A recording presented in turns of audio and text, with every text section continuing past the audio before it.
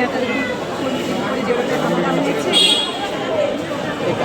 সরকারকে জবাবদিহিতার মধ্যে থাকতে হবে। যেই সরকার গঠন করুক না কেন তাকে জবাবদিহিতার মধ্যে থাকতে হবে। আমরা একটা কিছু করতেই পারি, সত্যকে সত্য বলতে, মিথ্যাকে মিথ্যা বলতে, যদি সেটা নাই বলতে পারি হাসিনার জন্ম হবে। আর হাসিনা পাপিয়া আর কত মানুষের জন্ম এভাবে হতে পারে বলে। তো সেক্ষেত্রে আমরা বলতে গেলে যদি এখনও ভয়ে বলতে হয় আমাদেরকে মেরে ফেলবে, আমাদেরকে ওইটা করবে সেটা করবে, এটা তো আসলে উচিত না। আমার তো বাক স্বাধীনতা থাকতে হবে, এই সাংবিধানিক অধিকারটা প্রত্যেক মানুষেরই আছে। আর সেটা শুধু আমি বলবো সরকারে যারা আছে তাদেরকে আমরা বলতে পারবো না, বা আমার দলের নেতা কর্মীরা যারা যেটা অন্যায় করবে তাদেরকেও আপনারা বলতে পারবেন, সমস্যা নাই। এইটার ফ্রিডমনেসটা সবার মধ্যে সবাইকে দিতে হবে। এটা বলার মধ্যে দিয়েই কিন্তু আমরা একটা সুন্দর দেশ এগিয়ে নিতে পারবো। এখন হবিগঞ্জের ঘটনাটা যেটা হয়েছে এটা আসলে খুবই দুঃখজনক ব্যাপার একটা। এতে করে আমরা আমাদের নিজেদের মধ্যে একটা অন্তর্কন্দল চলছে। এইটা আমরা বুঝিয়ে দিচ্ছি যে তুমি চলে গেছো তো কি হয়েছে, আমরা এখান থেকে আবার জন্ম হবে, আমাদের আবার জন্ম হতে পারি, আমরা ওই নীতিতেই আছি। এই ধরনের আসলে একটা ওনাদেরকে বেশিরভাগ হাসিনাদেরকে আসলে বুঝিয়ে দেওয়া হচ্ছে যে আমাদের মধ্যে একাত্মতা ওই জুলাইয়ের সময় ছিল, আর নেই, আমরা ভেঙে গেছি, আমরা এখন স্বার্থে লিপ্ত হয়ে গেছি। যে স্বার্থে পারি সেই স্বার্থটা হাসিল করার চেষ্টা করছি। আমাদের মধ্যে ওই ঐক্যবদ্ধতা আর নেই, সেটারই একটা রূপ হচ্ছে হবিগঞ্জের এই ঘটনা।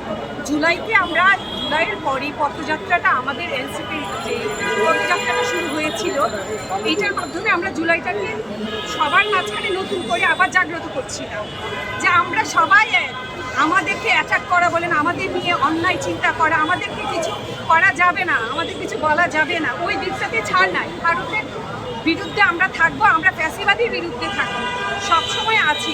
এক্ষেত্রে আমাদের দলটা মুখ্য না, সেক্ষেত্রে আমরা সবাই এই জিনিসটাকে আমরা সামনে রেখেই কিন্তু আমরা কাজটা করছিলাম। জুলাইয়ের পথযাত্রাটা হচ্ছিল, সুন্দরভাবেই হচ্ছিল, কিন্তু দেখা যাচ্ছে হবিগঞ্জের এই ঘটনার মাধ্যমে কিন্তু একটা নেতৃত্বের একটা ঘটনার মধ্য দিয়ে কিন্তু আমাদের এই একাত্মবোধটা কিন্তু আমরা নষ্ট করছি, এবং আমরা বুঝতে চাচ্ছি না আমরা আসলে স্বার্থের কাছে আসলে বিক্রি হয়ে যাবো। আমরা যখন স্বার্থের প্রশ্ন আসলে আমরা ভুলে যাবো দেশকে, আমরা আবার দেশকে বেঁচে দিই, আমাদের প্রয়োজনে বেঁচে দিই।